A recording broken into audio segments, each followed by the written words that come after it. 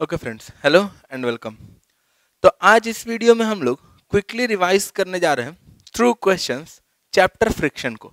ठीक है, ये क्विक रिवीजन थ्रू क्वेश्चंस काम कैसे करता है, अगर इसके बारे में डिटेल में जानना है तो इंट्रोडक्शन वीडियो पे क्लिक करके देख सकते हो, आई बटन में लिंक मिल जाएगा। ठीक है, अगर ब्रीफ में बताया जाए तो इस सीरीज में हम लोग क्वेश्चंस के थ्रू बेसिक कॉन्सेप्ट्स, उसमें फॉर्मूलाज जो लगेगा, उनका जो एप्लीकेशन है, ये सब को देखने का कोशिश करते हैं। ठीक है, और ऐसा नहीं करना है कि केवल क्वेश्चन आए सॉल्यूशन देखना है, क्वेश्चन देखना है, सिनेमा की तरह आगे बढ़ते जाना है। ठीक है, इसमें जब भी एक क्वेश्चन आए तो उसको पहले एक जेन्युइन ट्राई देना है।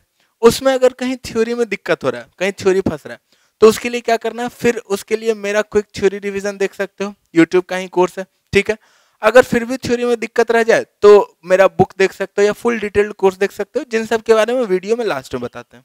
ठीक है, और थ्योरी देखने के बाद, उसको समझने के बाद फिर भी अगर क्वेश्चन फंस रहा है, तब फिर उसके लिए हम लोग पहले या तो कुछ बेसिक क्वेश्चंस कर लेंगे या फिर फुल डिटेल्ड कोर्स हम लोग देख लेंगे। ठीक है, वहां पर पूरे डिटेल में समझाया गया। और अगर फिर भी फंस रहा है तो एक बार उसको नोट कर लेना, फिर नेक्स्ट डे आकर के फिर से उसको फ्रेश माइंड से कोशिश करके देखना है और फिर जाकर के सॉल्यूशन देखेंगे, तब जाकर के इसका मोस्ट आउटपुट हमको मिलेगा इस सीरीज का। ठीक है, तो आज अपने पास फ्रिक्शन में सबसे पहला क्वेश्चन ये रहा। इसमें बोल रहा है अपने पास कि एक ब्लॉक है मास m का, इसको एक सरफेस ऐसा है जिसका वर्टिकल क्रॉस सेक्शन जो है, वो ऐसा वर्टिकल क्रॉस सेक्शन जब हम काटेंगे तो सरफेस कुछ ऐसा है, y equals to x cube by 6 जैसा। ठीक है, और कोफिशिएंट ऑफ फ्रिक्शन जो है सरफेस और ब्लॉक के बीच में वो 0.5 है। तो हम लोग कितने ऊपर तक ब्लॉक को रख सकते हैं बिना उसके स्लिप किए हुए। ठीक है, वही अपने को बताना है। पॉज करो, कोशिश करो, देखो क्या आता है।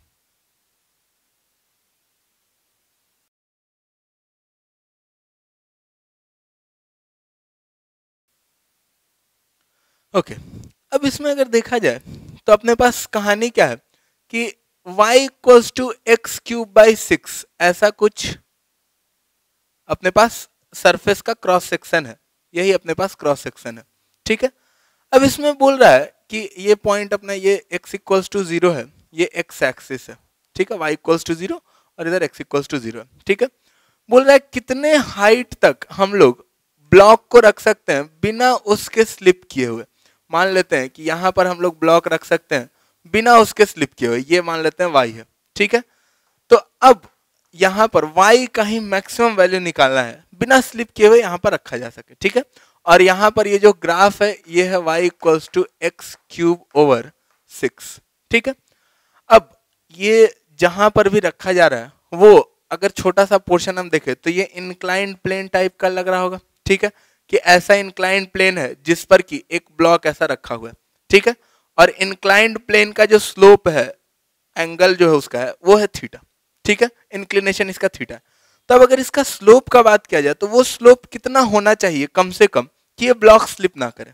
ठीक है, उस हिसाब से अगर हम लोग देखें तो यहाँ पर फोर्सेस कौन कौन सा लग रहा होगा, ये तो सीधा सीधा कुछ लोगों को याद होगा कि tan थीटा जो होना चाहिए, tan theta should be less than और equal to mu for no slipping.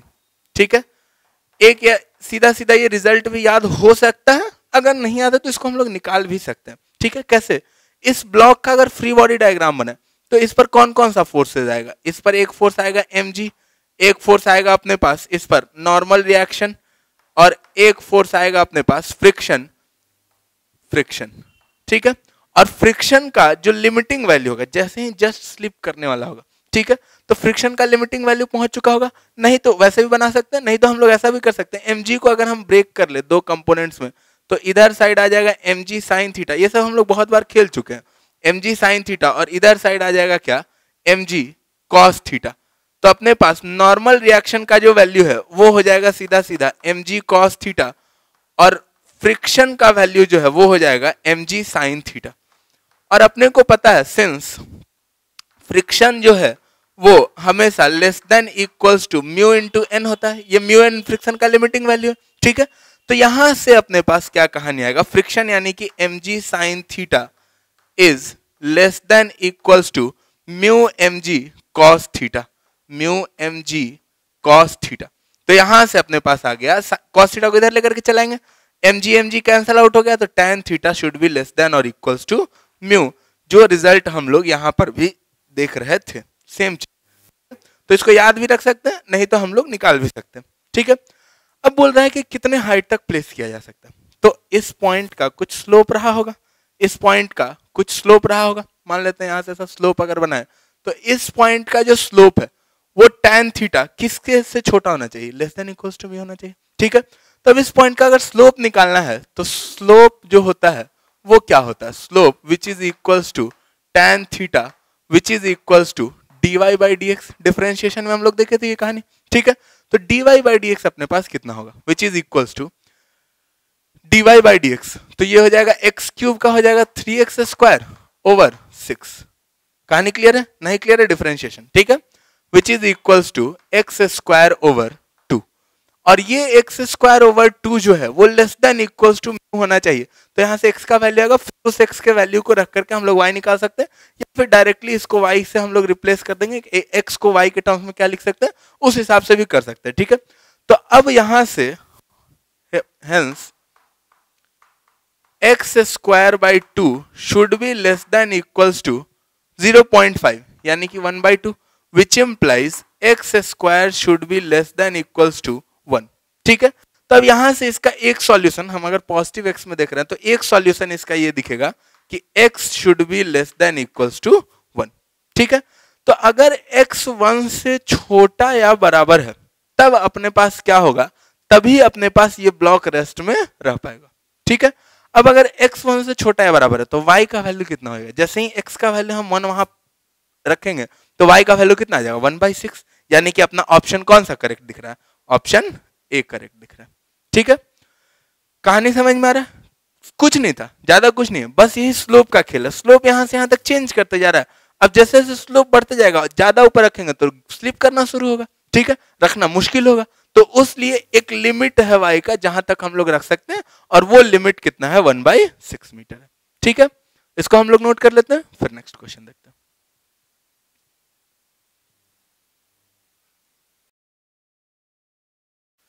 Okay, अब इस क्वेश्चन में क्या दिया हुआ है अपने पास कि ऐसा कुछ अरेंजमेंट है, ये ब्लॉक और इसके बीच में फ्रिक्शन कोफिशिएंट दिया हुआ है, सेम फ्रिक्शन कोफिशिएंट यहाँ पर है, और ये कुछ अरेंजमेंट है, इसमें अपने को बताना है कि फ्रिक्शनल फोर्स जो लग रहा है लेफ्ट ब्लॉक और ग्राउंड के बीच में कितना फ्रिक्शनल फोर्स लग रहा है, मतलब लेफ्ट ब्लॉक पर कितना फ्रिक्शनल फोर्स लग रहा है वो अपने को बताना है। और यहाँ पर दिया हुआ है आंसर जो 1.5 न्यूटन नहीं है, ठीक है। कुछ लोग का डायरेक्ट आंसर आएगा 1.5 न्यूटन, तो उसके लिए हम बता दिए पहले ही, ठीक है। तेज मास्टर है, ठीक, कोशिश करो पॉज करके।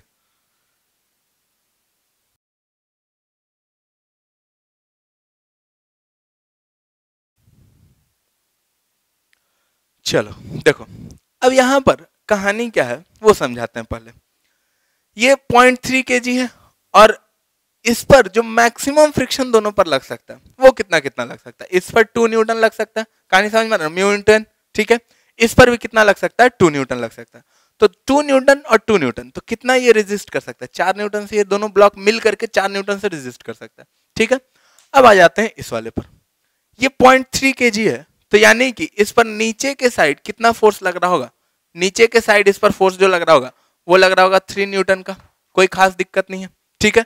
और 3 न्यूटन का अगर नीचे साइड फोर्स लग रहा होगा, यानी कि ऊपर साइड इस पर टेंशन जो होगा, टेंशन भी कितना लग रहा होगा, 3 न्यूटन ही लग रहा होगा, ठीक है। तो टेंशन का वैल्यू भी इक्वल टू 3 न्यूटन ही होगा, ठीक है। तो अब अपने पास टेंशन जैसे ही 3 न्यूटन है, यानी कि इस वाले ब्लॉक पर जो टेंशन है वो कितना है, 3 न्यूटन है। तो अब अगर बोला जाए कि यहां पर फ्रिक्शन कितना लग रहा है, तब 3 न्यूटन, तो कुछ लोग सोचेगा 3 न्यूटन को आधा आधा फ्रिक्शन मिलके 1.5 न्यूटन मिलके बैलेंस कर देगा, उसलिए बता दिया था पहले कि आंसर 1.5 न्यूटन नहीं है, ठीक है। अब अगर देखा जाए तो मान लेते हैं कि ये ब्लॉक अगर नहीं होता, ठीक है, और इस पर हम फोर्स बढ़ाना शुरू करते, 1 न्यूटन 2 न्यूटन 3 न्यूटन फोर्स अगर बढ़ाना शुरू करते, तो क्या होता, जब इस पर जो लिमिटिंग फ्रिक्शन है वो तो 2 न्यूटन लग सकता, तो जब हम 2 तक ये रेजिस्ट करता, 2 के आगे फिर इसका पावर रेजिस्ट करने का खत्म हो जाता, ठीक है। उसके बाद ये फोर्स को पीछे ट्रांसफर करेगा, यानी कि अभी भी जब 3 न्यूटन फोर्स लग रहा है इस पर, तो अभी भी ये 2 न्यूटन लगा करके अपने औकात भर फोर्स लगा करके ये रेजिस्ट करने का पूरा भरपूर कोशिश करेगा, ठीक है। लेकिन इसके औकात के बाहर का कहानी है, ठीक है। तो अब टेंशन को भी आना पड़ेगा, और टेंशन कितना आएगा 1 न्यूटन का टेंशन आएगा। कहानी समझ में आ रहा है ना? ठीक है, जैसे अगर बोला जाए कि टग ऑफ वार का कहानी चल रहा है, ठीक है, टग ऑफ वार का कहानी चल रहा है, मान लेते हैं इधर साइड एक बहुत मजबूत बच्चा है, ठीक है, और उधर साइड 2 कमजोर बच्चा है, और इधर एक मजबूत के पीछे एक कमजोर है, ठीक है, और ये मजबूत वाला जो बच्चा है यही उन दोनों कमजोर बच्चा को खींच सकता है, तो पीछे वाले पे कोई फट जाएगा? कोई फट नहीं जाएगा। कहानी समझ में आ रहा है? ठीक है, वही कहानी यहां पर भी चल रहा है। ये जब तक रोक सकता है तब तक ही कोशिश करेगा, अपना फुल प्रयास देगा, अगर नहीं तब फिर टेंशन पीछे ट्रांसफर होगा, और ये 1 न्यूटन का टेंशन यहां पर इस पर लगेगा 1 kg ब्लॉक पर, तो अगर इस पर 1 न्यूटन का टेंशन लग रहा है अपने पास, तो इस पर फ्रिक्शन कितना लगेगा? तो अब इस पर फ्रिक्शन जो लगेगा वो केवल उस टेंशन को बैलेंस करने के लिए लगेगा, तो वो फ्रिक्शन कितना लगेगा? 1 न्यूटन का फ्रिक्शन लगेगा। तो फ्रिक्शन यहाँ पर इक्वल नहीं है। इसी क्वेश्चन को घुमा के पूछा जा सकता है कि ये दोनों का पर जो फ्रिक्शन लग रहा है उसका रेशियो क्या है, ठीक है, उस हिसाब से क्वेश्चन को घुमाया जा सकता है, या फिर पूछ देगा रस्सी में टेंशन क्या है। कहानी बेसिक मेथड यही है, ठीक है, नोट कर लेते हैं इसको, फिर नेक्स्ट क्वेश्चन देखते हैं।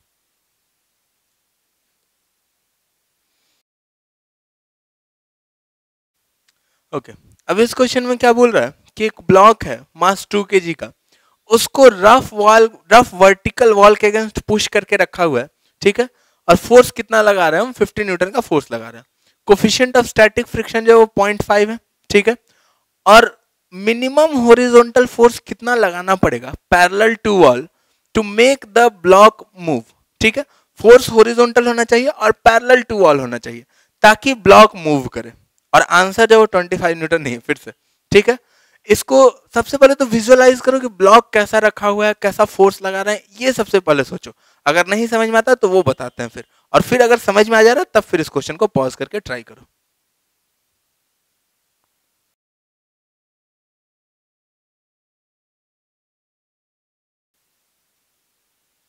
ओके, अब ये जो ब्लॉक रखा हुआ है ये कैसे रखा हुआ है वो थोड़ा बहुत समझाते हैं, ठीक है। तो ये जो ब्लॉक है, ये ब्लॉक अपना कुछ ऐसा है, ठीक है, ऐसा ब्लॉक है, और इस पर एक फोर्स हम इधर से 50 न्यूटन का लगा करके पुश्ड अगेंस्ट मतलब ऐसा इसके अगेंस्ट पुश करके 50 न्यूटन का फोर्स लगा के रखे हुए हैं इसको, ठीक है। अभी जब हम 50 न्यूटन का फोर्स लगा के रखे हुए हैं, इसका खुद का वेट कितना होगा? खुद का वेट इसका है 20 न्यूटन, ठीक है, तो खुद का वेट 20 न्यूटन और फ्रिक्शन मैक्सिमम कितना लग सकता है? 25 न्यूटन, ठीक, इतना तो कहानी समझ में आ रहा है। तो मैक्सिमम फ्रिक्शन लग सकता है 25 न्यूटन, इसका खुद का वेट है 20 न्यूटन, ठीक है, तो अभी तो ये रेस्ट में रहेगा, इतना तो कोई दिक्कत नहीं है, अभी ये रेस्ट में है, ठीक है। अब minimum horizontal force parallel to wall, पहले तो फोर्स हॉरिजॉन्टल होना चाहिए यानी कि इस प्लेन में, और पैरेलल टू वॉल, ये वॉल के पैरेलल यानी कि ऐसा कुछ फोर्स समझ में आ रहा है, इधर से फोर्स या इधर से फोर्स, ऐसा कुछ भी फोर्स लगा सकते हैं। Minimum horizontal force parallel to wall, ऐसा, ठीक है। तो पैरेलल टू वॉल अगर हॉरिजॉन्टल फोर्स मिनिमम कितना लगाएं कि ये ब्लॉक जो है ये ब्लॉक मूव करे, ठीक है, वो अपने को बताना है। अभी अगर क्वेश्चन समझ में आ गया तो फिर से पॉज करके कोशिश कर सकते हो, ठीक है, फिर हम इसका सॉल्यूशन बताते हैं। चलो अब देखो, जैसे मान लेते हैं कि ये ब्लॉक था अपने पास, ठीक है, ये ब्लॉक था 2 kg का, ठीक है, इस पर फोर्सेस कौन कौन सा लग रहा होगा?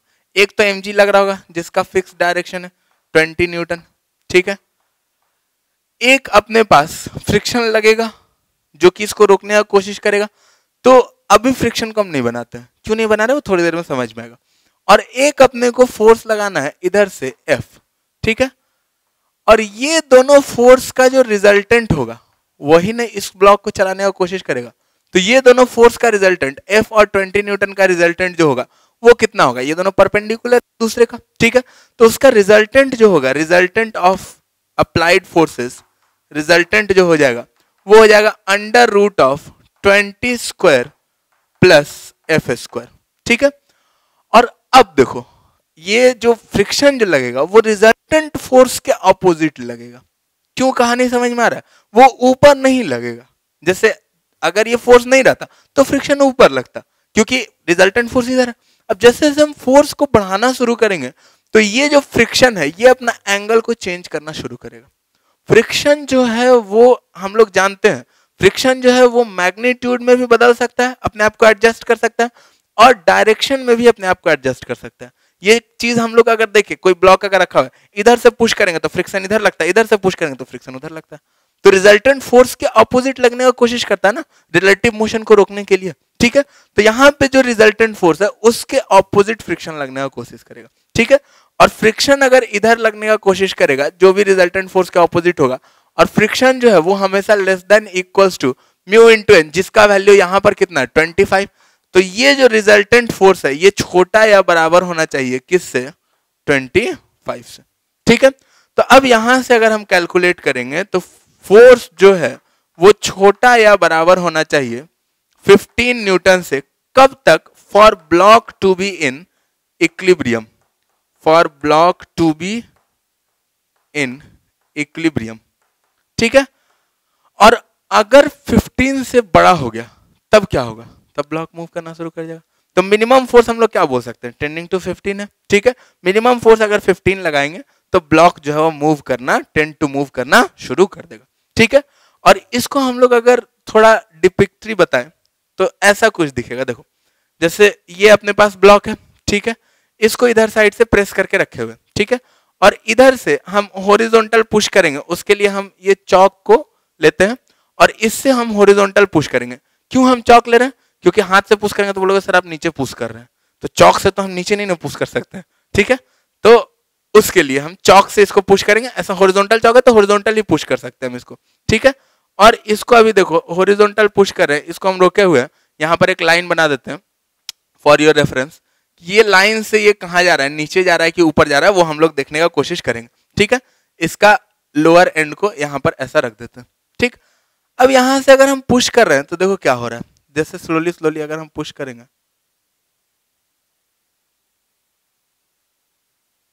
देखा क्यों ऐसा जा रहा है, क्योंकि रिजल्टेंट फोर्स इधर है और फ्रिक्शन इधर लग के रोकेगा, और फ्रिक्शन जो लगेगा जिधर साइड मोशन हो रहा है उसी के ना अपोजिट लगेगा, फ्रिक्शन ऊपर थोड़े लगेगा, ठीक है। कहानी समझ में आ गया। तो ये हमेशा याद रखना कि फ्रिक्शन अपना मैग्नीट्यूड को भी एडजस्ट कर सकता है और अपने डायरेक्शन को भी एडजस्ट कर सकता है। डायरेक्शन वाला बात हम अक्सर भूल जाते हैं, ठीक है। इसको नोट कर लेते हैं, फिर नेक्स्ट क्वेश्चन देखते हैं।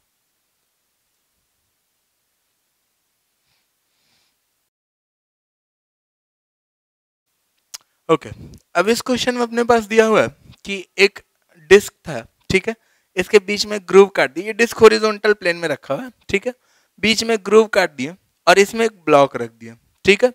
और ये डिस्क को इधर साइड एक्सेलरेट करा रहे हैं, ब्लॉक का मास दे दिया 1 kg, ठीक है, डिस्क को इधर साइड एक्सेलरेट करा रहे हैं और ये एक्सेलरेशन दे दिया 25 मीटर पर सेकंड स्क्वायर।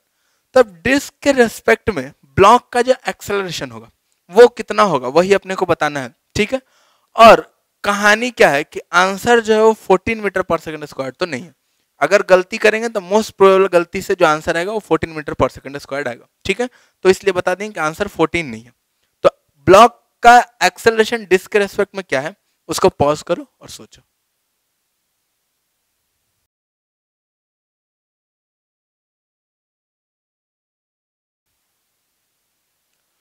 चलो देखते हैं, जैसे मान लेते हैं कि अगर ब्लॉक का फ्री बॉडी डायग्राम बनाया जाए डिस्क के रेस्पेक्ट में तो कौन कौन सा फोर्स दिखेगा। तो डिस्क के रेस्पेक्ट में डिस्क चूंकि खुद एक्सेलरेटेड है तो एक अपने को स्यूडो फोर्स बनाना बहुत ही जरूरी हो जाएगा, ठीक है। तो ये स्यूडो फोर्स कितना है इसका, ब्लॉक का मास टाइम्स इसका एक्सेलरेशन, ठीक है। तो ब्लॉक का मास कितना 1 kg इंटू एक्सेलरेशन, तो ये स्यूडो फोर्स हो गया 25 न्यूटन, कोई दिक्कत नहीं है, ठीक है। अब इस पर और कौन सा फोर्स लग रहा होगा, तो स्यूडो फोर्स तो लग रहा है, सही बात है। एक नॉर्मल रिएक्शन लगेगा इस वाले वॉल के चलते, ठीक है, ताकि उसको उधर फाड़ के नहीं जाने देगा, ठीक। तो नॉर्मल रिएक्शन एक लग रहा होगा यहां से एन बोल देते हैं, ठीक है। और कोई फोर्स लग रहा होगा क्या, तो एक फ्रिक्शन लग रहा होगा इस वाले वॉल पर, ठीक है। तो फ्रिक्शन लग रहा होगा इधर साइड, मान लेते हैं ऊपर के साइड फ्रिक्शन एफ, जो कि कितना हो जाएगा, जो कि हो जाएगा म्यू इंटू एन, ठीक है।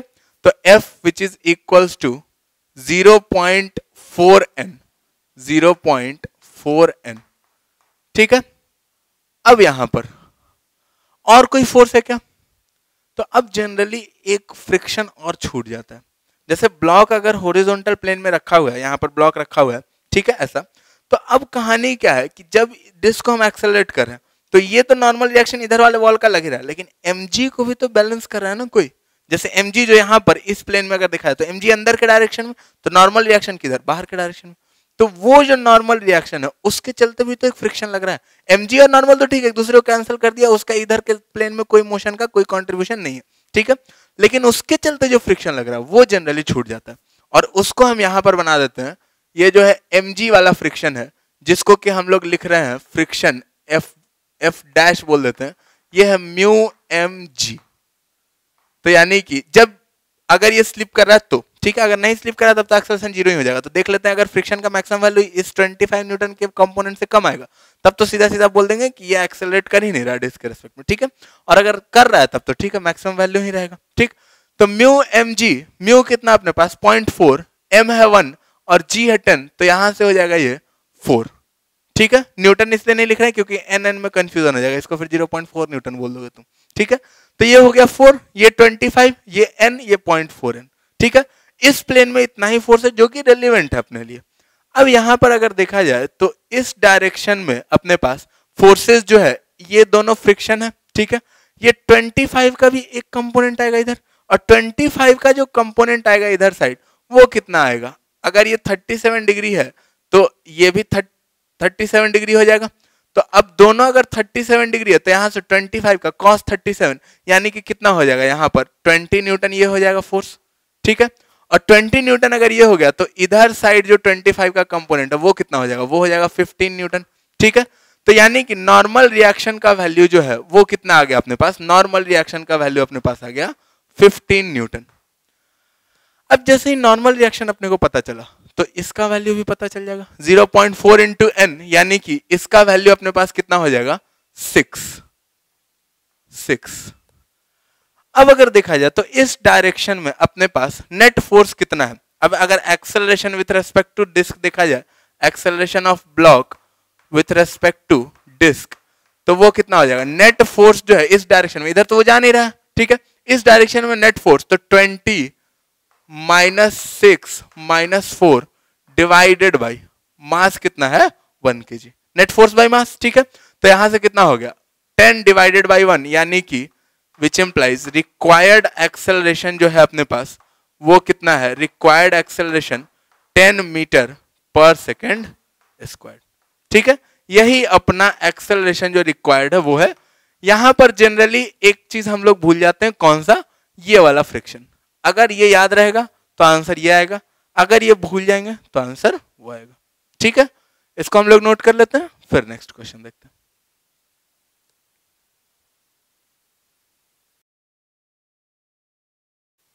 ओके अब इस क्वेश्चन में क्या दिया हुआ अपने पास कि वेज ऐसा दिया हुआ है, फिक्स्ड वेज है, ठीक है, और ये हॉरिजॉन्टल बेस जो है हॉरिजॉन्टल है, और ये एंगल्स 45 दिया हुआ है।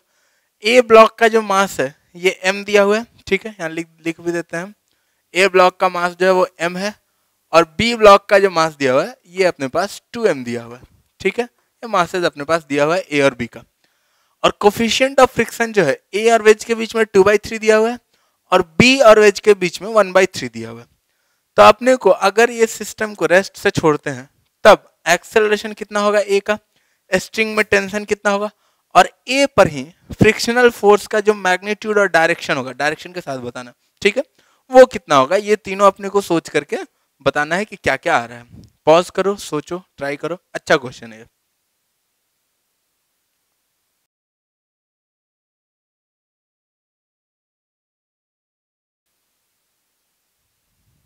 ओके इसमें कहानी क्या है पहले वो देखते हैं। सबसे पहले फ्री बॉडी डायग्राम बनाने की कोशिश करते हैं, ठीक है, कौन कौन सा फोर्स लग रहा है वो हम लोग देखने की कोशिश करते हैं।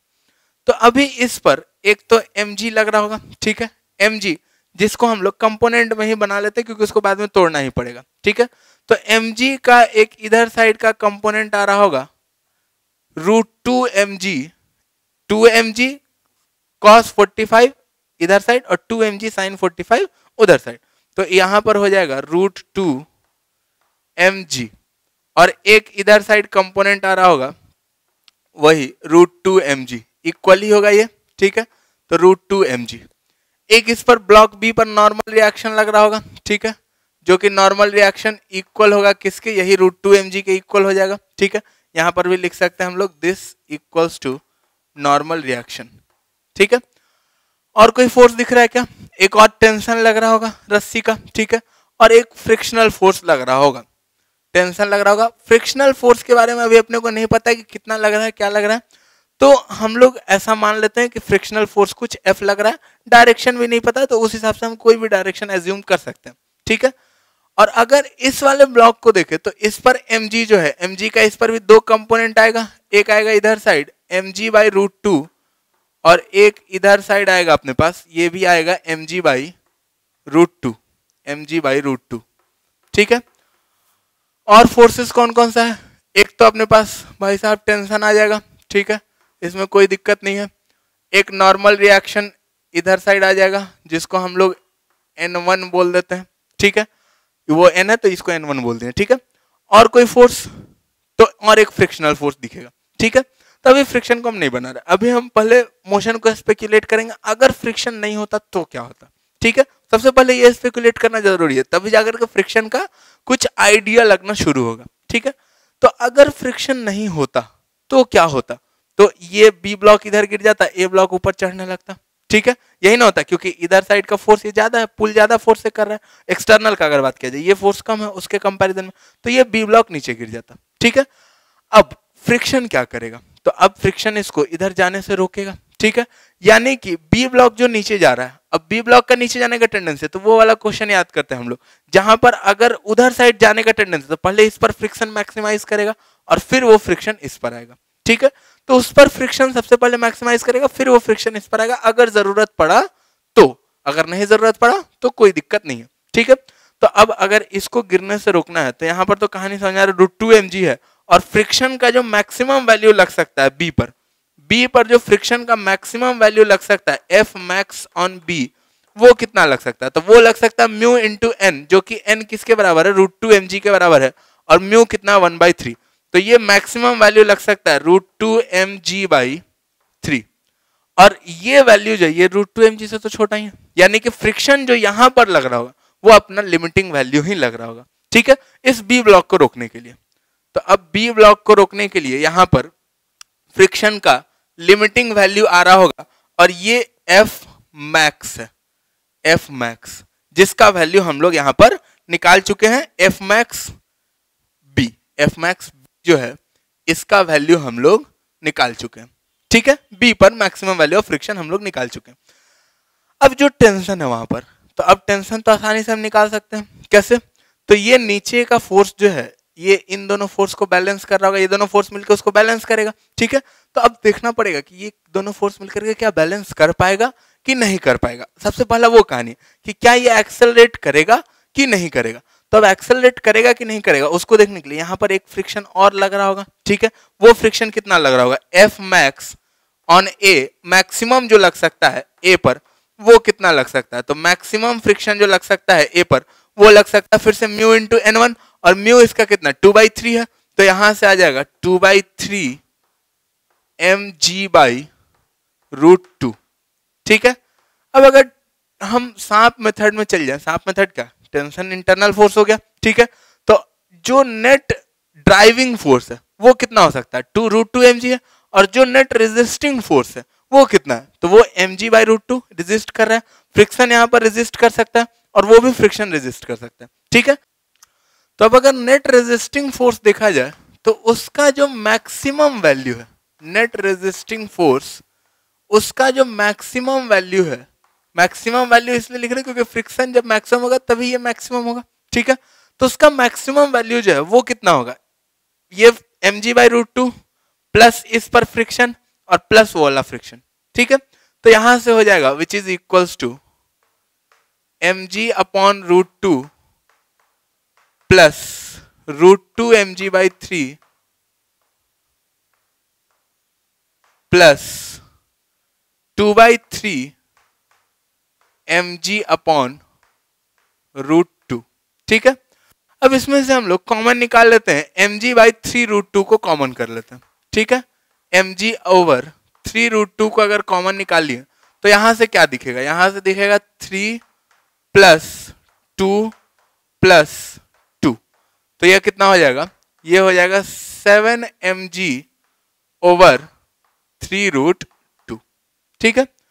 तो अब जैसे ही नेट रेजिस्टिंग फोर्स अपने को पता चला, तो अब ये जो नेट रेजिस्टिंग फोर्स है ये √2 mg से बड़ा है कि छोटा है वो देखना पड़ेगा अपने को, तब ना पता चलेगा कि ये ब्लॉक आखिर मूव करेगा कि नहीं करेगा। ठीक है, तो उसके लिए हम लोग क्या करेंगे, ऐसे अगर नहीं समझ में आ रहा है वैल्यूज पुट करके चेक करने का कोई जरूरत नहीं। ठीक है, अगर ऐसे नहीं समझ में आ रहा है तब हम लोग ऐसा मान लेंगे कि ये उससे छोटा है। ठीक है, मान लेते हैं, और छोटा उस हिसाब से फिर mg कैंसिल आउट होगा, फिर देखेंगे कि छोटा है कि बड़ा है। और नहीं तो इसको हम लोग ऐसा भी लिख सकते हैं, विच इज इक्वल्स टू √2 से ऊपर नीचे रैशनलाइज कर देते हैं, तो ये हो जाएगा 7/6 इंटू √2 mg। तो यहां से देखो √2 mg और √2 mg सेम कहानी, 7/6 जो ये 1 से बड़ा है, तो यानी कि ये जो नेट रेजिस्टिंग फोर्स है ये √2 mg से क्या है, ये जो नेट रेजिस्टिंग फोर्स का मैक्सिमम वैल्यू है ये √2 mg से बड़ा है, यानी कि नेट ड्राइविंग फोर्स से ये वैल्यू क्या है, बड़ा है। यानी कि ये जो ब्लॉक्स है ये चलने की हालत में नहीं है, यानी कि अपने को एक्सेलरेशन तो कहानी सीधा सीधा समझ में आ गया कि एक्सेलरेशन ऑफ ए क्या हो जाएगा, 0 हो जाएगा। 1 का आंसर अपने को समझ में आ गया कि 1 का आंसर क्या होगा, 0 होगा। ठीक है, अब अगर बात किया जाए 2 और 3 पर, तो अब यहां पर बोल रहा है टेंशन इन स्ट्रिंग निकाल के बताइए भाई। तो अब फिर से अगर हम बी ब्लॉक को देखें तो बी ब्लॉक में फिर से वही कहानी, यहाँ √2 mg जो लग रहा है ये फ्रिक्शन जो है उसको रोक करके रखने का कोशिश करेगा, मैक्सिमम लिमिटिंग उस पर लगेगा। ठीक है, और लिमिटिंग फ्रिक्शन उस पर जो लगेगा तो अब टेंशन का वैल्यू हम लोग उसके बी के इक्विलिब्रियम से निकाल सकते हैं। ठीक है, तो वहां से अगर लिखें फ्रॉम इक्विलिब्रियम ऑफ बी, अपने पास क्या आ जाएगा, इक्विलिब्रियम ऑफ बी से आ जाएगा अपने पास √2 mg equals to tension plus maximum value कितना है, √2 mg/3, तो टेंशन प्लस √2 mg/3। तो यहां से अपने पास टेंशन का जो वैल्यू आ जाएगा which implies tension equals to, ये इधर आकर के माइनस में हो जाएगा, तो यहां से हो जाएगा 2√2 mg/3। ठीक है, तो ये आ गया अपने पास 2√2/3 mg, ये अपने पास टेंशन इन स्ट्रिंग हो गया। ठीक है, अब फ्रिक्शनल फोर्स एक्टिंग ऑन ए पर कितना फ्रिक्शन लग रहा है, तो टेंशन तो ये टी यहां से टी आ गया। ठीक है, अब फ्रिक्शन कितना लग रहा है पर, तो मान लेते हैं अपन लोग फ्रिक्शन का कोई भी डायरेक्शन एज्यूम कर सकते हैं। ठीक है, मान लेते हैं कि फ्रिक्शन जो है वो किधर लग रहा है, ऊपर लग रहा है। अपने आप अगर नेगेटिव आ गया मतलब ऊपर नहीं लग रहा है, किधर लग रहा है, नीचे लग रहा होगा, डायरेक्शन भी निकालना अपने को। ठीक है, तो मान लिया ऊपर लग रहा है। ठीक है, अब यहां से अगर फ्रिक्शन ऊपर लग रहा है तो हम लोग लिख सकते हैं फ्रॉम इक्विलिब्रियम ऑफ ए अपने पास क्या होगा, टेंशन प्लस फ्रिक्शन, टेंशन जो कि कितना है, टेंशन का वैल्यू ही डायरेक्ट लिख लेते हैं 2√2 mg/3 plus friction equals to mg/√2। तो यहां से अपने पास फ्रिक्शन जो आ जाएगा वो कितना आ जाएगा, friction equals to 2√2 mg/√2 minus 2√2 mg/3, 2√2 mg/3। अब यहां से फिर से mg/3√2 को कॉमन बाहर निकाल लेते हैं। ठीक है, ये एलसीएम लेने वाला रूल कर रहे हैं, mg/3√2 को बाहर निकाल लिया, तो यहां से क्या बचेगा, यहां से आएगा 3 माइनस यहां से आ जाएगा 4, तो 3 माइनस 4, तो यहां से हो जाएगा -1, तो ये हो जाएगा -mg/3√2। जानबूझ करके हम डायरेक्शन गलत लेते हैं, हमको तो आंसर पता ही है, हमको पता है ना, हाँ पता है। ठीक है, तो जानबूझ करके डायरेक्शन गलत लिए थे। अब फ्रिक्शन देखो नेगेटिव आ रहा है, यानी कि फ्रिक्शन का जो मैग्नीट्यूड है, मैग्नीट्यूड कितना है, अगर यहां से देखा जाए तो फ्रिक्शन का जो मैग्नीट्यूड है वो मैग्नीट्यूड हो जाएगा 3 पार्ट का, अगर आंसर का बात किया जाए तो वो हो जाएगा mg/3√2, और उसका डायरेक्शन किधर हो जाएगा, अप माने थे और वो नेगेटिव आ गया, यानी कि डायरेक्शन किधर हो जाएगा, डाउन द इंक्लाइन। ठीक है, कहानी समझ में आ गया। ये थोड़ा अच्छा क्वेश्चन था, इसको हम लोग नोट कर लेते हैं, फिर हम लोग नेक्स्ट क्वेश्चन देखते हैं।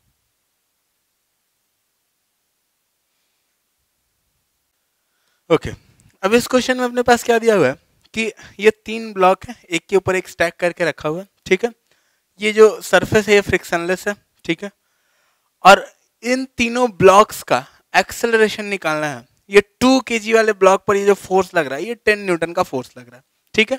म्यू दिया है 2 और 3 kg के बीच में 0.2 और 3 और 7 kg के बीच में म्यू दिया है 0.3 और ये सरफेस जो ये भाई साहब अपना फ्रिक्शनलेस है, ठीक है। ये मल्टीपल ब्लॉक सिस्टम्स का प्रॉब्लम है, इसको कैसे डील करते हैं वो सोचो। अगर वो क्लियर नहीं है तो उसको पहले देखो, उसको पहले समझने की कोशिश करो, उसीलिए ये क्वेश्चन यहाँ पर उठा है, ठीक है। उसको पहले समझने की कोशिश करो, फिर बनता है तो ठीक है, नहीं बनता है तो फिर हम लोग डिस्कस करते हैं। पॉज करके ट्राई करो।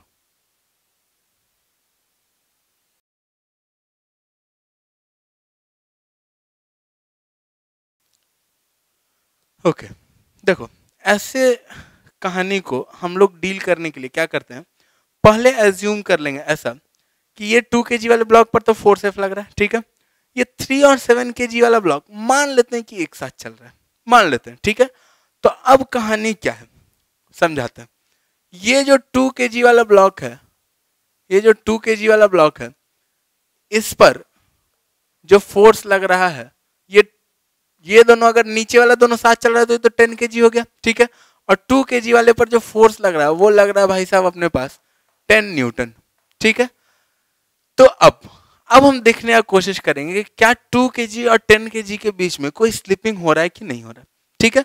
तो अब 2 kg और 10 kg के बीच में अगर स्लिपिंग हो रहा है मतलब क्या है, 2 kg तो डायरेक्ट 10 से तो कनेक्टेड नहीं ना, 2 तो 3 से कनेक्टेड है, यानी कि इस सरफेस पे स्लिपिंग हो रहा है। और अगर नहीं हो रहा है यानी कि ये दोनों इंटैक्ट चल रहा है, ठीक है। तो अब देख लेते हैं स्लिपिंग हो रहा है कि नहीं हो रहा है, पहले उसको देखते हैं, फिर बताएंगे कि अगर हो रहा है तो कैसे डील करें, नहीं हो रहा है तो कैसे डील करें, ठीक है। अब यहां पर अगर देखा जाए तो अगर ये 2 kg और 10 kg, अब यहां पे फिर से एजम्पशन, अगर ये साथ चलेगा, ठीक है, तो इसको साथ में लेके जाने के लिए जो फोर्स है 10 न्यूटन, वो इसको कितना एक्सेलरेशन दे सकता है अगर दोनों ब्लॉक साथ में चलेगा। If both blocks move together two block system को हम लोग ऐसे ही सॉल्व करते हैं। पहले मान लेंगे कि साथ में चलेगा, ठीक है। अगर दोनों ब्लॉक साथ में चलेगा तो अपने पास एक्सेलरेशन जो होगा वो कितना होगा, 10 न्यूटन डिवाइडेड बाय, नीचे ग्राउंड पर तो कोई फ्रिक्शन नहीं है और इन दोनों के बीच का फ्रिक्शन क्या है, वो फ्रिक्शन जो है वो इंटरनल फोर्स है, तो उससे कोई मतलब नहीं है, ठीक है। तो अगर साथ में चल रहा है तो इसको हम एक सिस्टम मान लिए, ग्राउंड से कोई फ्रिक्शन नहीं है, यहाँ पर फ्रिक्शनलेस ग्राउंड है, ठीक है। तो अब अपने पास जो कहानी बनेगा वो ये बनेगा कि 10 डिवाइडेड बाई 10 प्लस 2 यानी कि 12 इतना मीटर पर सेकंड स्क्वायर, यानी कि ये कितना हो गया 5/6 मीटर पर सेकंड स्क्वायर, इतना अपना एक्सेलरेशन बनेगा, ठीक है। अगर ये दोनों साथ में चलता तो अब इसको 2 kg वाले ब्लॉक को एक्सेलरेशन देने के लिए तो 10 न्यूटन वाला फोर्स काफी है, ठीक है। लेकिन ये 10 kg वाले ब्लॉक को एक्सेलरेट करने के लिए इस पर केवल और केवल फ्रिक्शन ही लग सकता है, और वो जो फ्रिक्शन लग सकता है 2 kg और 10 kg के बीच में फ्रिक्शन, उसका जो मैक्सिमम वैल्यू है, फ्रिक्शन का जो मैक्सिमम वैल्यू है वो कितना हो सकता है, तो वो हो सकता है म्यू इन दोनों के बीच में कितना 0.2 और इनटू नॉर्मल रिएक्शन इसके बीच में, तो 2 kg पर नॉर्मल रिएक्शन उसको mg को बैलेंस कर रहा होगा, ठीक है। तो नॉर्मल रिएक्शन कितना हो जाएगा 20 न्यूटन इंटू 0.2, यानी कि ये फोर्स कितना हो जाएगा, मैक्सिमम फोर्स 4 न्यूटन का हो जाएगा फ्रिक्शन। और ये फ्रिक्शन जो है ये 10 kg वाले ब्लॉक को maximum acceleration A max of 10 kg block, ठीक है, वो कितना हो जाएगा, वो हो जाएगा एफ मैक्स अपॉन 10, इतना ही दे सकता है मैक्सिमम एक्सेलरेशन, यानी कि ये मैक्सिमम एक्सेलरेशन दे सकता है 0.4, और साथ चलने के लिए चाहिए था कितना, साथ चलने के लिए चाहिए था 5/6 जो कि ऑब्वियसली 0.4 से बड़ा है, यानी कि ये साथ नहीं चलेगा, ठीक है। तो these two blocks will not move together, these two, ये अब 2 ब्लॉक सिस्टम का क्वेश्चन बन गया, उसको भी भूल गए थोड़ी देर के लिए, ठीक है। these two blocks will not move together, ठीक है, ये दोनों एक साथ नहीं जाने वाला है। अब आगे देखते हैं, अब एक साथ अगर नहीं जाएगा यानी कि स्लिपिंग हो रहा है, और अगर स्लिपिंग हो रहा है यानी कि ये फ्रिक्शन जो मैक्सिमम है वही लग रहा है, ठीक है। अगर यहां पर ऐसा आ जाता कि ये दोनों ब्लॉक एक साथ चल पा रहा, मान लेते इसके बीच में म्यू थोड़ा बड़ा रहता, ठीक है, तो ऐसा आता कि ये दोनों ब्लॉक एक साथ चल पा रहा, अगर वैसा आ जाता तब कहानी क्या होता, तब कहानी ये होता अगर ये दोनों एक साथ चल रहा है यानी कि 2 kg और 3 kg के बीच में कोई स्लिपिंग नहीं है, और कोई स्लिपिंग नहीं है, तो अब ये दोनों तो एक साथ चलने वाला, तो ये दोनों को हम एक कंपोजिट ब्लॉक 5 kg का मान लेते हैं, और फिर ये 5 kg और 7 kg फिर से 2 ब्लॉक सिस्टम बन गया। ठीक है, अपने को खेलने केवल और केवल 2 ब्लॉक सिस्टम के साथ ही आता है, तो इसको कैसे भी करके हम लोग 2 ब्लॉक सिस्टम में 3 रहे 4 रहे उसको 2 ब्लॉक सिस्टम में कन्वर्ट करने का कोशिश करेंगे। ठीक है, तो अब यहाँ पर अगर ये साथ में नहीं चल रहा है तब का तो कहानी सिंपल है। अब अगर हम 2 kg वाले ब्लॉक का फ्री बॉडी डायग्राम बनाए तो 2 kg वाले ब्लॉक पर देखिए अगर, तो इधर साइड 10 है और नीचे साइड फ्रिक्शन लग रहा होगा, कितना लग रहा होगा 4 लग रहा होगा, तो एक्सेलरेशन जो 2 kg ब्लॉक का मिला है, ठीक है, ये एक्सेलरेशन जो मिला है A2 बोल देते हैं इसको, ये A2 का वैल्यू कितना हो जाएगा 10 माइनस 4/2 यानी कि 3 मीटर पर सेकेंड स्क्वायर। ठीक है, अब A3 को देखते हैं। अब 3 और 7, तो अब का कहानी क्या है, इसके आगे क्या चलेगा कि 3 वाला ब्लॉक और 7 वाला ब्लॉक ये दोनों एक साथ चलेगा कि अलग अलग चलेगा, फिर से 2 ब्लॉक सिस्टम पे आ जाते हैं हम।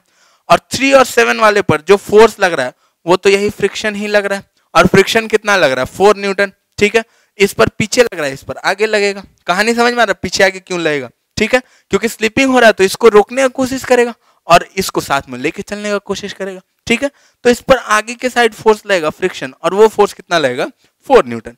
अब ये 4 न्यूटन से फिर से इसको अगर हम एक सिस्टम मान ले, ऐसा मान ले कि कोई स्लिपिंग अगर नहीं हो रहा है तो इसका एक्सेलरेशन कितना, अगर ये साथ चलेगा तो एक्सेलरेशन जो आएगा, एक्सेलरेशन टुगेदर वाला, वो कितना आना चाहिए, वो आएगा अपने पास 4 डिवाइडेड बाई 10। तो 4 डिवाइडेड बाई 10 यानी कि 0.4 मीटर पर सेकेंड स्क्वायर। और इस 7 kg को लेके जाने के लिए अपने पास जो फोर्स है वो केवल और केवल इस पर फ्रिक्शन जो लग रहा है वही है, और इन दोनों के बीच में जो फ्रिक्शन लग रहा है वो कितना लग रहा है, तो वो लग रहा है म्यू इंटू एन, और म्यू कितना है 0.3 इंटू, अब नॉर्मल रिएक्शन में ध्यान देना, नॉर्मल रिएक्शन यहाँ पर 30 न्यूटन नहीं है, नॉर्मल रिएक्शन यहाँ पर कितना है, इसको देख करके लग रहा होगा नॉर्मल 30 न्यूटन, सीधा सीधा नहीं लिख देना, नॉर्मल रिएक्शन यहाँ पर 3 और 2 दोनों का नॉर्मल रिएक्शन है। ठीक है, तो नॉर्मल रिएक्शन कितना 50 न्यूटन, तो ये जो मैक्सिमम फ्रिक्शन है यहाँ पर उसका वैल्यू अपने पास कितना है, मैक्सिमम फ्रिक्शन का वैल्यू 50 इंटू 0.3 यानी कि 15 न्यूटन है। ठीक है, और अब मैक्सिमम फ्रिक्शन अगर 15 न्यूटन है यानी कि 7 kg का जो मैक्सिमम एक्सेलरेशन हो सकता है, ए मैक्स ऑफ 7 kg, वो कितना हो सकता है, फ्रिक्शन के चक्कर में एक्सेलरेशन होगा, तो वो एक्सेलरेशन कितना होगा 15 डिवाइडेड बाई 7 मीटर पर सेकेंड स्क्वायर।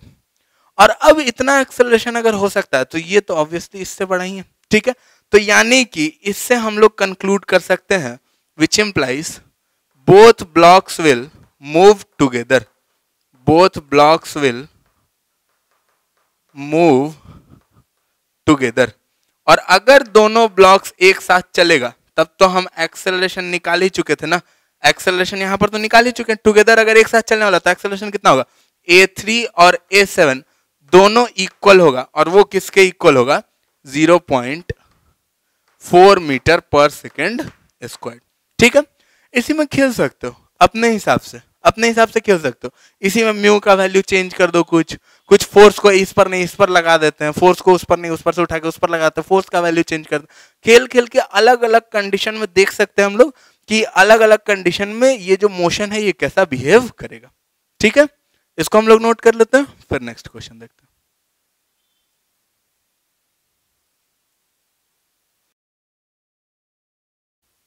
ओके, अब इस क्वेश्चन में क्या दिया है कि जैसा सिचुएशन दिया हुआ है फिगर में, ठीक है, इसमें हॉरिजॉन्टल सरफेस जो बिगर ब्लॉक के नीचे वाला ये स्मूथ है, स्मूथ मान के चलना। ठीक है, कोफिशिएंट ऑफ फ्रिक्शन जो ब्लॉक्स के बीच में यानी कि इसके बीच में और इसके बीच में ये म्यू है, और म्यू दिया हुआ है 1 से छोटा है।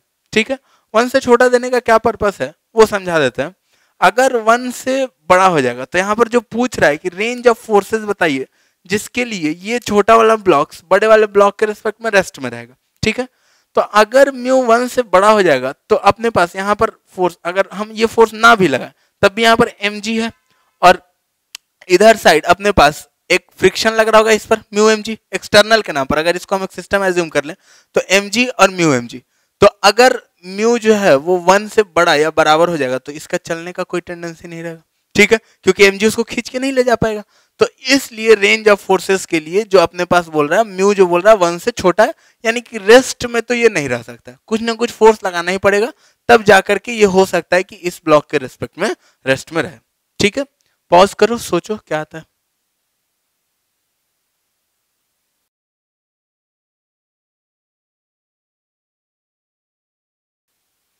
ओके, अब यहां पर अगर देखा जाए तो रेंज ऑफ फोर्सेस जिसके लिए स्मॉलर ब्लॉक्स रेस्ट में रहने वाला है, ठीक है, तो यहां पर मान लेते हैं कि अगर हम फोर्स F लगा रहे हैं, ठीक है, तो F को अगर हम बढ़ाते जाए बढ़ाते जाए बढ़ाते जाए बहुत बढ़ा दें तो क्या होगा, तब जब फोर्स इस पर लग रहा है तो इन सारे ब्लॉक्स का कुछ एक्सेलरेशन है, ठीक है, और जब बहुत बढ़ा देंगे, यहां पर अगर हम फिर से फोटो बना लें तो जब हम बहुत इंक्रीज कर देंगे उस फोर्स को, तो ये जो ब्लॉक है, ऊपर वाला जो ब्लॉक है छोटा वाला, इस पर एक सूडो फोर्स लग रहा होगा, ठीक है, तो ये सूडो फोर्स अगर इस ब्लॉक के रिस्पेक्ट में हम देखें तो ये सूडो फोर्स जो है, ये सूडो फोर्स बहुत ज्यादा इंक्रीज कर जाएगा, और बहुत ज्यादा इंक्रीज कर जाएगा तो इसको खींच करके ऊपर लाने का कोशिश करेगा, ठीक है, तो मैक्सिमम के लिए यहां पर हम एक केस लिख रहे हैं, केस 1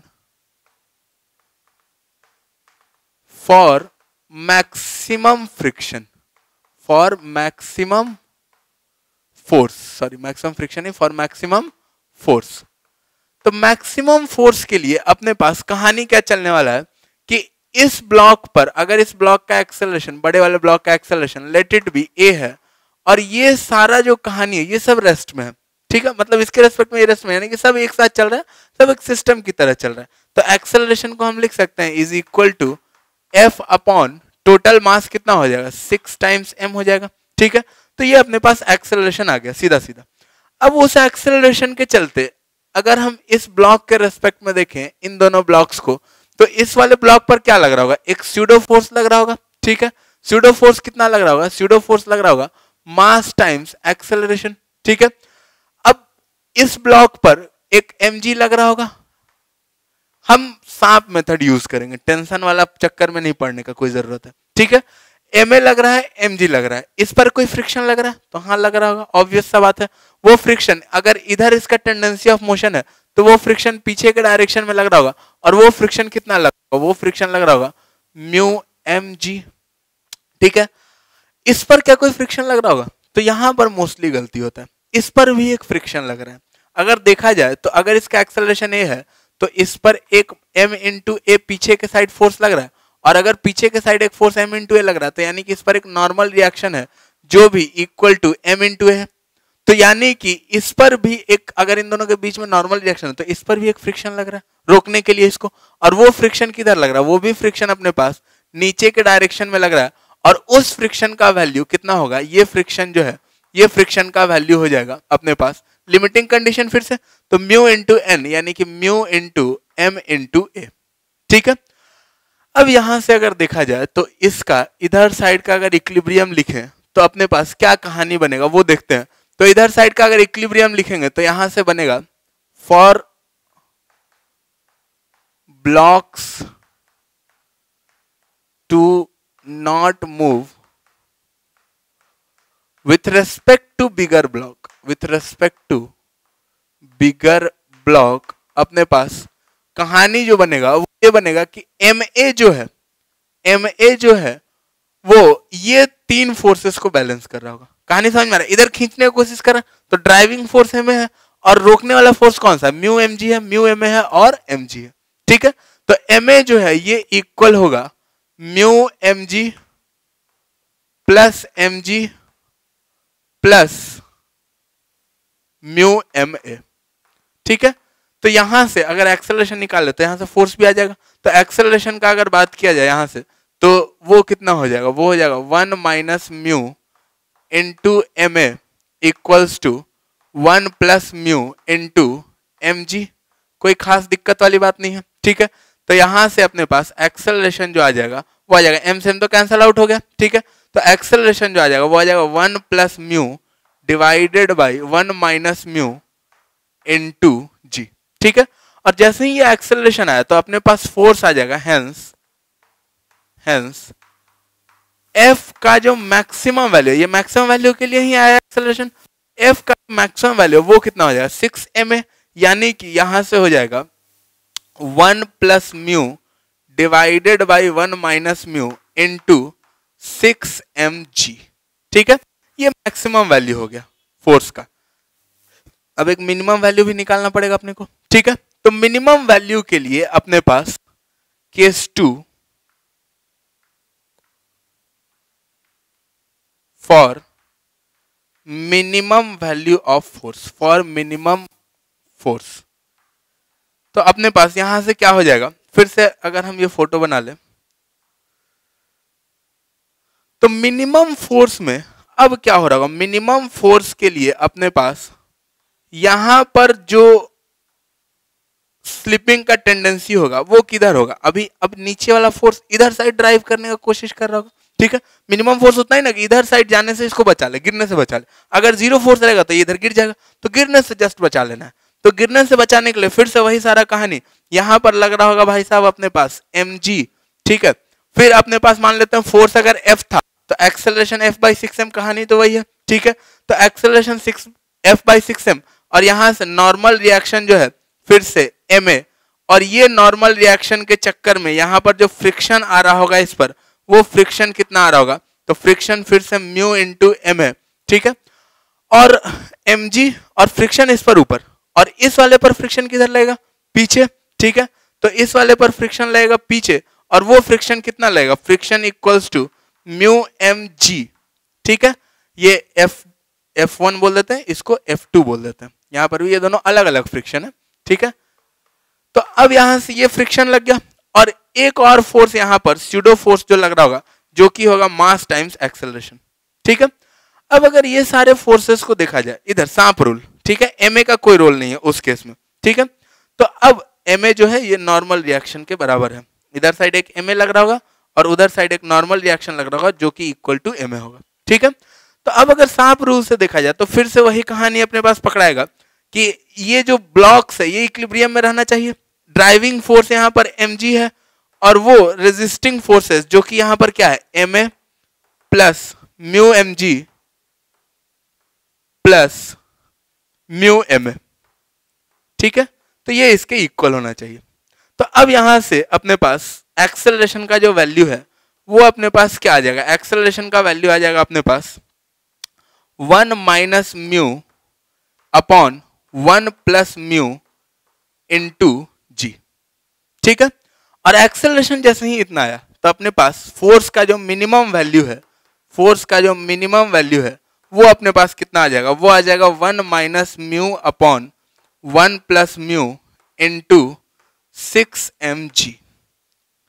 तो अब मिनिमम वैल्यू आ गया फोर्स का मैक्सिमम वैल्यू आ गया अपने पास। तो फोर्स जो होना चाहिए वो इसी मिनिमम से लेकर के इस मैक्सिमम के बीच में ही होना चाहिए। ठीक है, इसको हम लोग नोट कर लेते हैं, फिर हम लोग नेक्स्ट क्वेश्चन देखते हैं।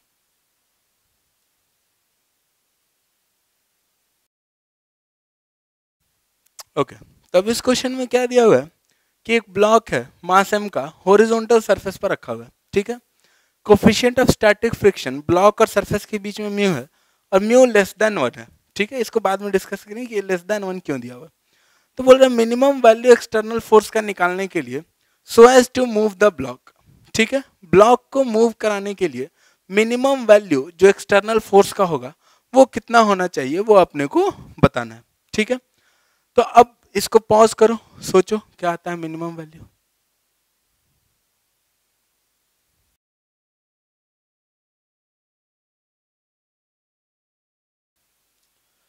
ओके, अब यहां पर अगर मिनिमम वैल्यू का बात कर रहे हैं, मान लेते हैं कि यही एक ब्लॉक है अपने पास, यहां रखा हुआ है ग्राउंड पर।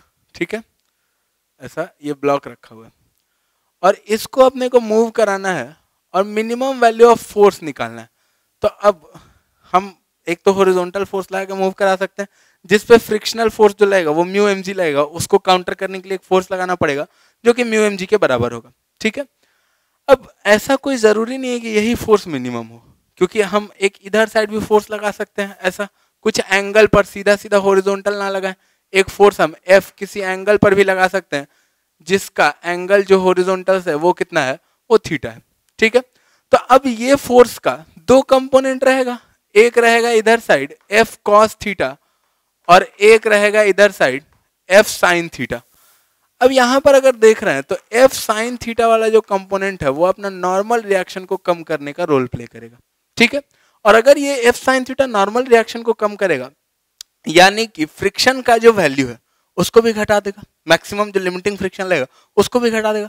तो हो सकता है कि किसी एक थीटा पर मिनिमम आए, और हम निकाल के देख लेते हैं अगर थीटा इक्वल्स टू 0 पर ही मिनिमम आ गया तब ठीक है, हॉरिजॉन्टली लगाएंगे, और अगर कुछ थीटा का वैल्यू आया तो हम लोग उस वैल्यू को कंसीडर करेंगे, ठीक है। तब यहां से अगर ब्लॉक को मूव कराना है तो अपने पास क्या होना चाहिए, अपने पास होना चाहिए F sin theta is equal to कितना होना चाहिए, म्यू इंटू नॉर्मल रिएक्शन होना चाहिए। तो म्यू इंटू नॉर्मल रिएक्शन जो कि मैक्सिमम लिमिटिंग फ्रिक्शन के बराबर है, ठीक है। तो अब यहां से नॉर्मल रिएक्शन कितना है, तो नॉर्मल रिएक्शन अपने पास यहां से सॉरी ये F cos थीटा, ठीक है। तो F cos थीटा जो होना चाहिए वो म्यू इंटू एन के बराबर होना चाहिए, ठीक है। अब नॉर्मल रिएक्शन क्या है, तो अगर हम वर्टिकल डायरेक्शन में इक्विलिब्रियम लिखें तो यहां से एक तो इस पर फ्रिक्शन लग रहा होगा, ठीक है, फ्रिक्शन एक mg लग रहा होगा, और एक इस पर नॉर्मल रिएक्शन n लग रहा होगा, ठीक है। तो वर्टिकल डायरेक्शन में इक्वेशन लिखने के लिए ऑल्सो यहां से अपने पास क्या मिलेगा, यहां से मिलेगा normal reaction plus F sin theta equals to mg, ठीक है। तो यहां से मिल जाएगा normal reaction equals to mg minus F sin theta, और ये नॉर्मल रिएक्शन को जब हम इस इक्वेशन में पुट करेंगे तो अपने को क्या मिलेगा वो देख लेते हैं।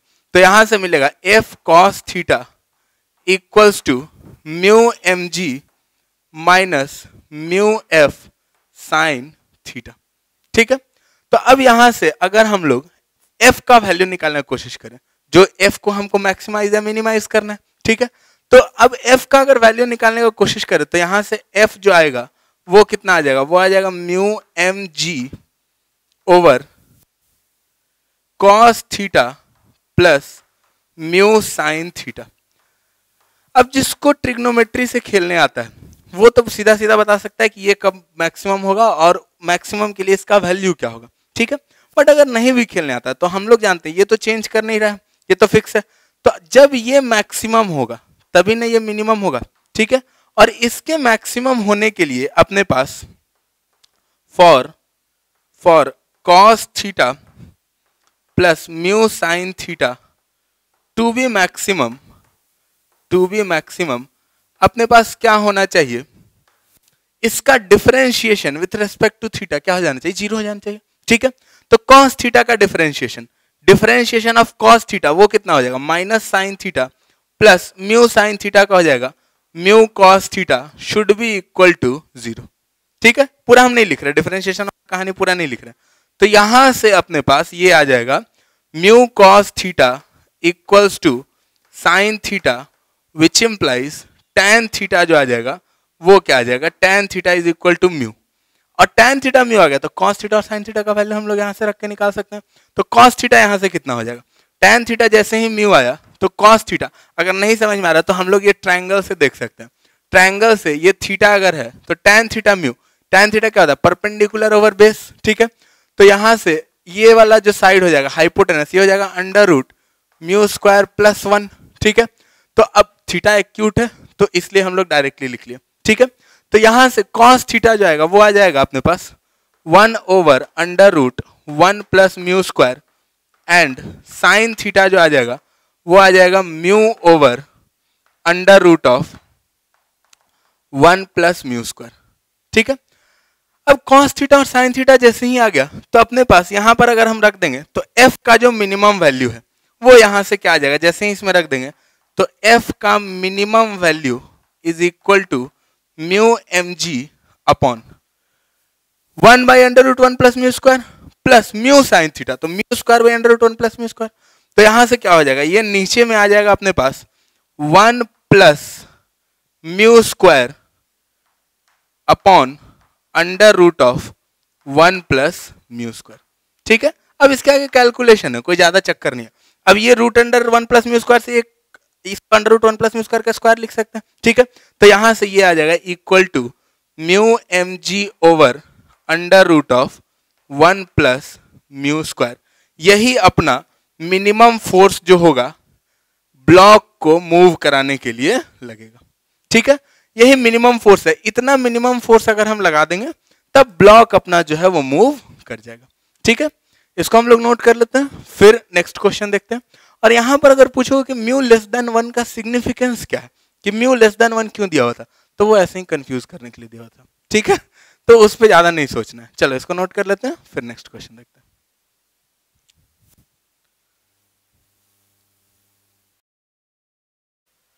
ओके अब इस क्वेश्चन में अपने पास क्या दिया हुआ है कि फिगर जो है इसमें M1, M2 और M3 मासेस है, ठीक है। ऐसा कनेक्टेड है कुछ, P1 और P2 के बीच का स्ट्रिंग ऐसा वर्टिकल है, ये दो हॉरिजॉन्टल स्ट्रिंग्स है, ठीक है। अब इस पर हम एक फोर्स F लगा रहे हैं, और जब हम फोर्स F लगा रहे हैं तब हम देख रहे हैं कि इसके बीच का जो फ्रिक्शन F1 था वो इक्वल है 2 टाइम्स F2 के, इसके बीच के फ्रिक्शन के ट्वाइस के इक्वल है, ठीक है। तो अपने को F1, F2, F रस्सी में टेंशन और इसका एक्सेलरेशन ये सब का वैल्यू निकाल के बताना है, ठीक है। पॉज करो, ट्राई करो, बहुत ही अच्छा क्वेश्चन है।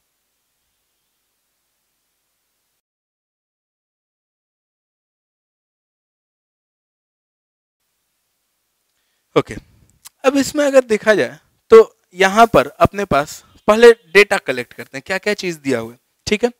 तो सबसे पहले यहां पर F2 का जो मैक्सिमम वैल्यू है, F2 का मैक्सिमम वैल्यू वो कितना हो सकता है वो हम बता सकते हैं यहां से, ठीक है।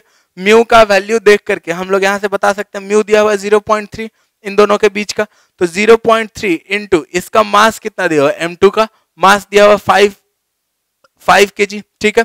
तो यहां से F2 का मैक्सिमम वैल्यू जो हो जाएगा वो हो जाएगा 15 न्यूटन, ठीक है। अच्छा अब F1 का मैक्सिमम वैल्यू, यहां के फ्रिक्शन का मैक्सिमम वैल्यू, F1 का मैक्सिमम, तो ये कितना होगा, ये भाई साहब अपने पास म्यू दिया है, फिर से वही इसके बीच का भी 0.3 है, और इसके और ग्राउंड के बीच का फ्रिक्शनलेस कहानी है, ठीक है। तो इसके बीच का 0.3 है और इसका मास दिया हुआ 20 kg, तो यहां से F1 का मैक्सिमम वैल्यू जो हो जाएगा वो हो जाएगा 60 न्यूटन, ठीक है। इसके अलावा अभी हम और कोई इंफॉर्मेशन नहीं बता सकते, और फोर्सेज हम फ्री बॉडी डायग्राम्स हम बना सकते हैं, ठीक है। अब यहां पर एक चीज दिया है, F1 जो है वो 2F2 के बराबर है, ठीक है। F1 जो है वो 2F2 के बराबर है, यानी कि F1 का यहां से मैक्सिमम वैल्यू, मतलब F1 का जो मैक्सिमम वैल्यू हो सकता है 2F2 के बराबर, F2 का मैक्सिमम वैल्यू 15 न्यूटन है, तो इस हिसाब से F1 का मैक्सिमम वैल्यू कितना हो सकता है, 30। हाँ अगर यहाँ पे स्लिपिंग होगा तब 60 होगा, लेकिन ये जो कंस्ट्रेंट डाल दिया है इसके लिए F1 का मैक्सिमम वैल्यू कितना हो सकता है अपने पास, 30 से ज्यादा नहीं हो सकता, ठीक है।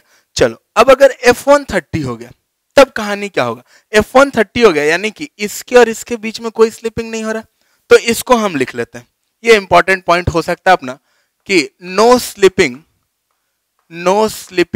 बिटवीन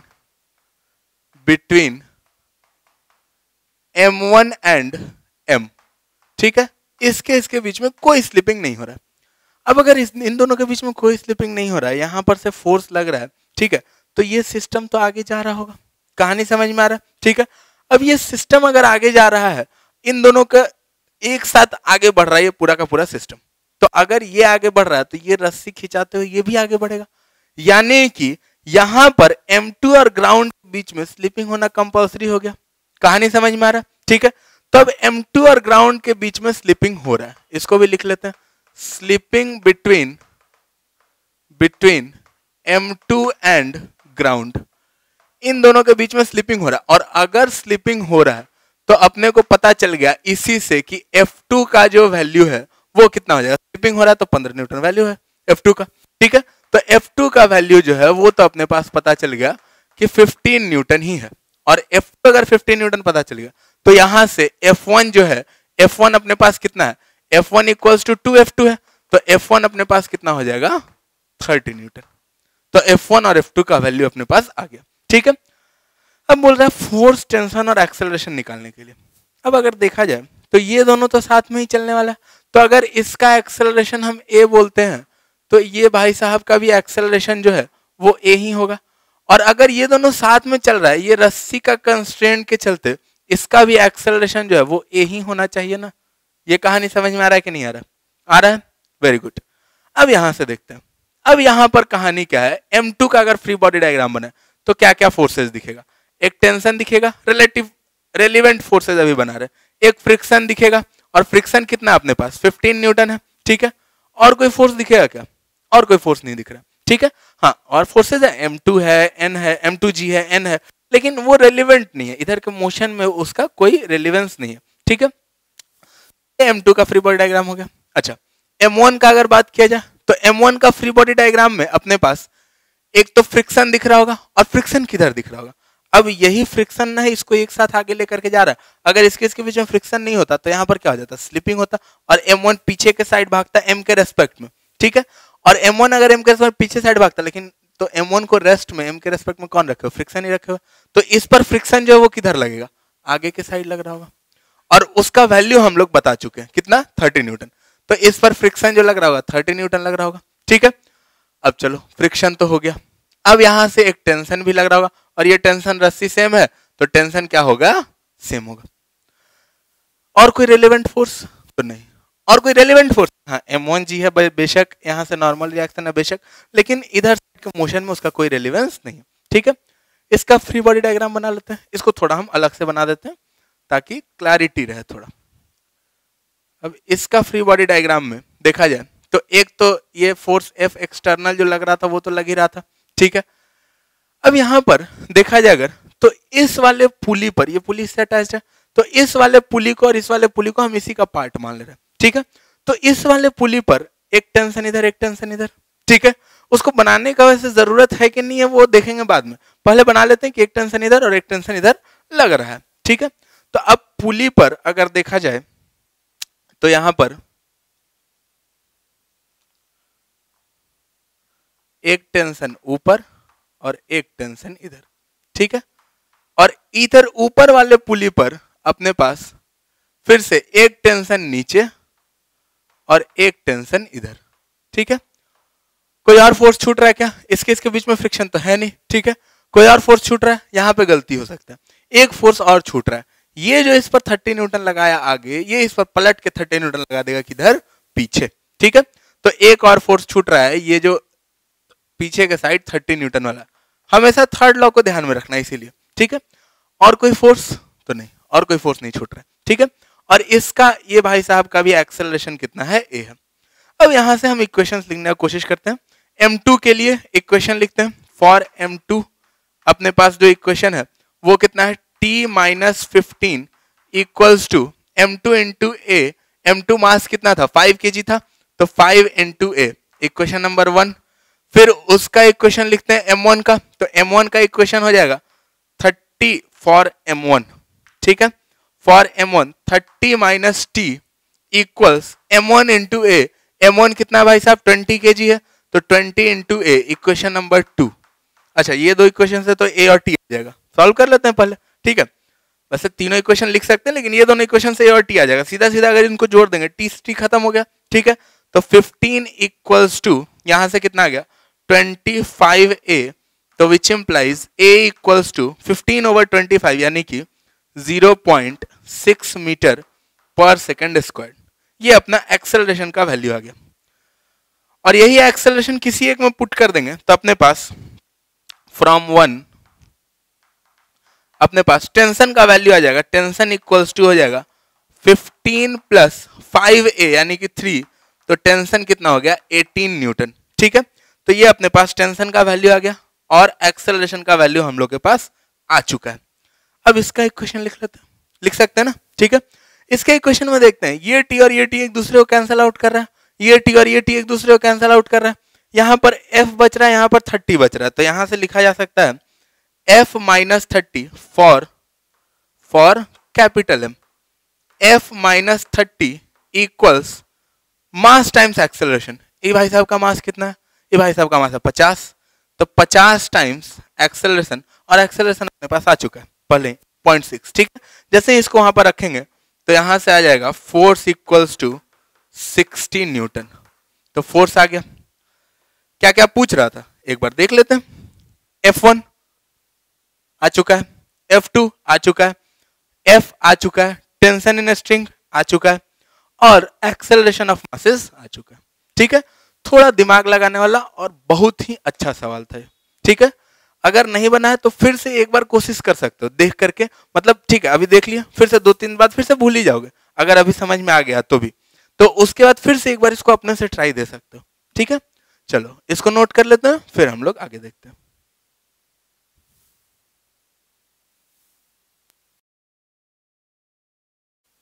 ओके तो आज के लिए इतना ही।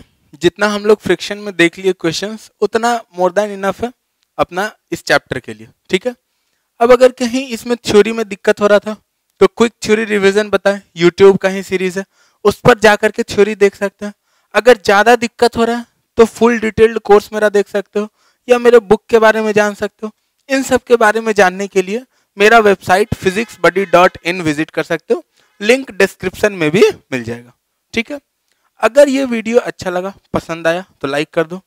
अगर लगता है कि किसी दोस्त यार को इस वीडियो से हेल्प हो जाएगा तो शेयर कर दो, और जब वीडियो आए तो तुम्हारे पास नोटिफिकेशन आए उसके लिए चैनल को सब्सक्राइब कर दो। चलो आज के लिए इतना ही, बाय बाय।